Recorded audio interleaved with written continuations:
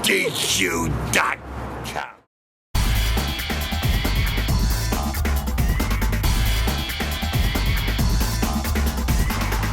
Greetings to everyone out there in the NoDQ galaxy. Welcome to NoDQ video here on NoDQ.com and the YouTube channel, youtube.com/AaronRiftNoDQ.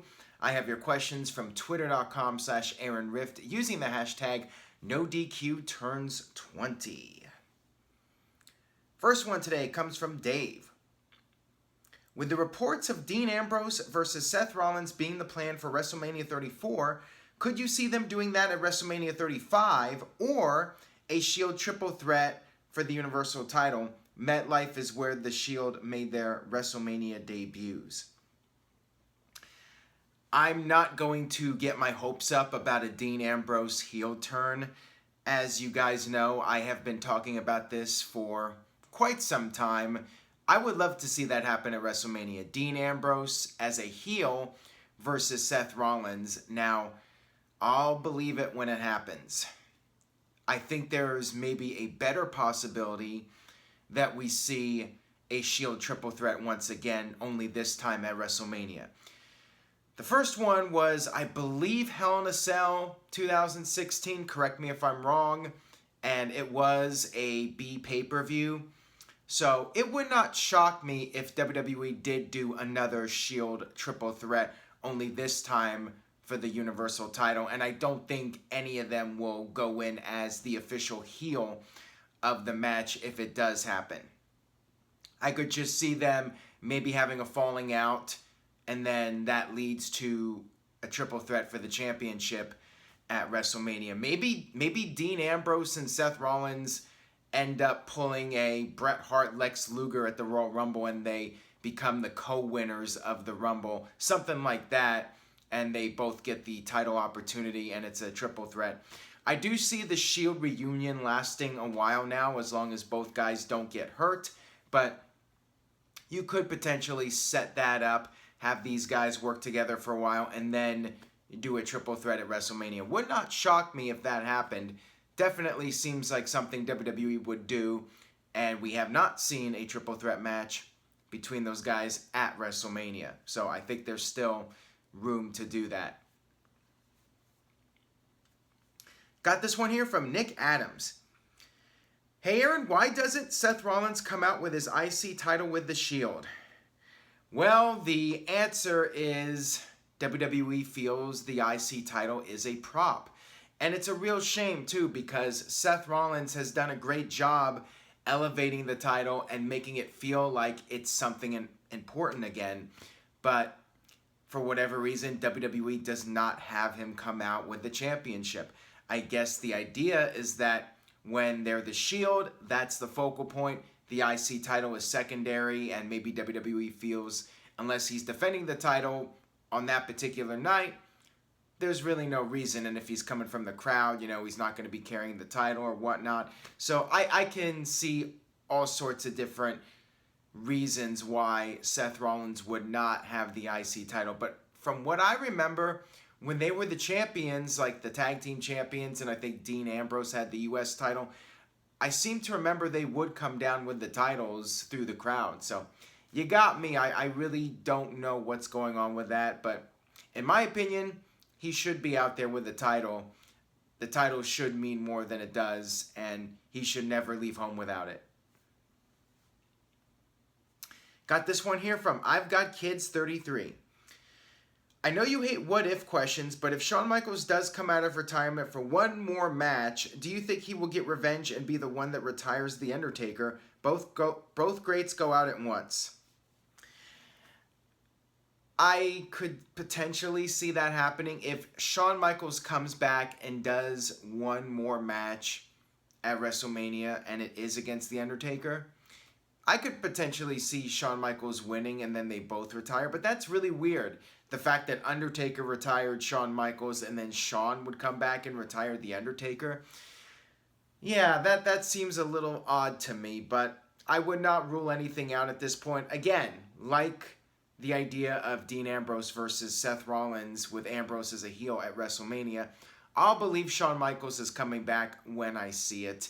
And if he does come back, he might as well do more than one match. Why come back and just do one match and be done? If you're gonna break the retirement and come back, then I say come back and have one more run. And I got this one here from Kit. With rumors of Shawn Michaels coming back for a few matches, who would you like to see Shawn Michaels face? I would love to see him face AJ Styles or Seth Rollins. Also, if those matches did happen, who do you think would win those matches? I would definitely like to see Shawn Michaels versus AJ Styles. I think for many fans, that would be at the top of the list of Shawn Michaels' dream matches. And I would like to see Shawn against people we haven't seen him face. I know Shawn Michaels and Undertaker, we've already seen the build for that and the hype, so it could happen, but I feel like I want to see Shawn against the guys that we never thought we would see Shawn go against, like AJ Styles, like Seth Rollins, maybe even somebody like Samoa Joe. I'd love to see some of the top guys of right now go against Shawn Michaels, but AJ Styles, I think, would be at the top, and who wins? I think it just depends on the story. Back in 2017, if it was going to be Shawn Michaels and AJ Styles at the Alamo Dome, one could argue that maybe Shawn Michaels would go over on AJ Styles in his hometown of San Antonio. It depends on how many matches Shawn Michaels is coming back for, and you don't want to have him lose every match, but at the same time, Shawn should be coming back and elevating the younger talent. So there are different arguments for it, and I think it just depends on the situation. Got this one here from They See Me Rollins. Some people say, why are you so critical of WWE? Why can you not just enjoy it? But can you really have fun when they produce segments like the one with Lashley's sisters? It's a challenge, and I think when it comes to complaining about WWE, all of us are fans. There's been plenty of content that WWE has produced that we're fans of, and that's how we become fans. I think for a lot of us, it's just the frustration of the direction and the company not really listening to the so-called vocal minority. But then again, these people, even if they are the vocal minority, they're spending a lot of money on the product. They're very loyal. They tell their friends. They're important to have. So WWE should cater to those fans more often, in my opinion, instead of just having the attitude Vince knows best and the fans, they don't know as much as they think they do. I just don't know any other industry that looks down on its audience so much. I mean, any successful company, they want as much feedback as possible. They want to know what works, what doesn't, so they can adjust accordingly. But in WWE, it's this one company where if you criticize WWE, you have not just fans that are, let's face it, they're like just the most diehard fans where they're blind to any faults of the company. In addition to these fans, you have the people in the company just insulting the fans basically and saying the fans don't know what they're talking about, and I hear it all the time. You've never been in the wrestling business, so you're not one to talk. So I guess a food critic, unless they've actually cooked food for people, they have no right to criticize food. Or if you've never been in a movie, you don't have the right to criticize a movie. Only in WWE we get this. I mean, it seems like in every other walk of life, if somebody criticizes something, the person being criticized, if it's constructive, they will take action and they will make change. But WWE is a very unique industry, I'll just put it that way. Got this one here from Aaron Rift is the new Messiah. Rumors of Michaels and The Rock coming back to the ring are spreading. But instead of Shawn Michaels, Undertaker, and Rock versus Roman Reigns, why not have a real dream match of Shawn Michaels versus The Rock? The two have never faced each other, and the promos between the two and a cutoff. I'm assuming he said the promos would be great. I don't think he was saying the promos would be bad. Otherwise, he would not pitch the idea of the match.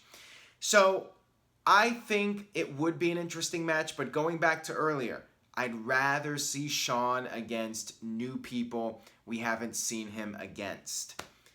Yeah, WWE could do Shawn Michaels versus The Rock, and when you look at potential opponents for The Rock, what else is there left for him to do?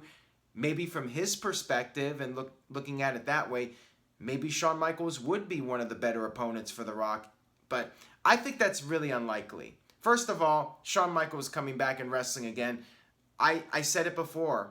I will believe it when I see it. And The Rock is no guarantee either. I think in the end we will see The Rock wrestle again, but we have no idea when.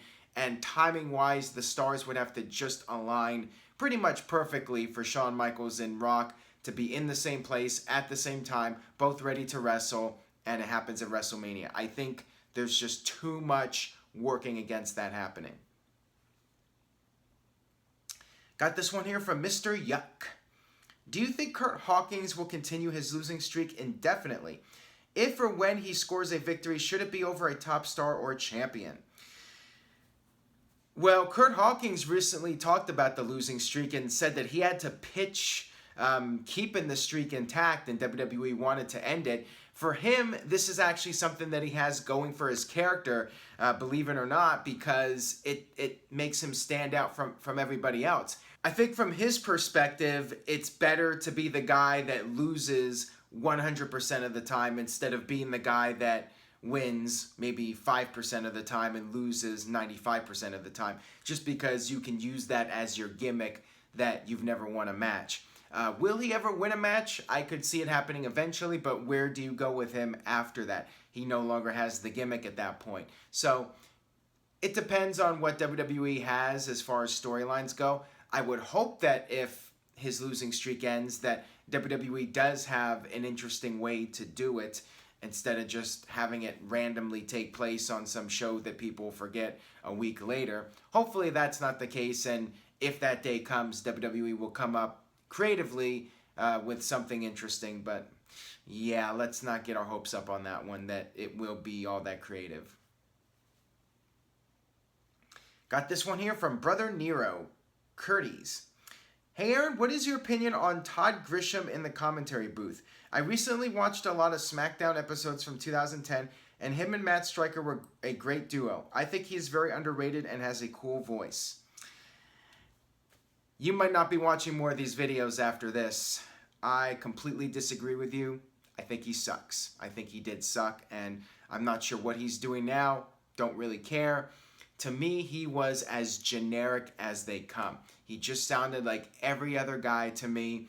He never really had anything about him that stood out to me as far as commentary goes. He said what Vince wanted him to say. He's one of those guys, and to me, he was like Coach Light. I mean, not even as good as the coach, and the coach isn't that great. So, yeah, was never a fan of Todd Grisham. I thought he was there maybe 3 or 4 years too long. And I wasn't really a big fan of that duo either. I was never a big Matt Striker fan either. I appreciate his fandom and the little facts that he would state on commentary, but he also felt like a guy that was just saying what Vince wanted him to say.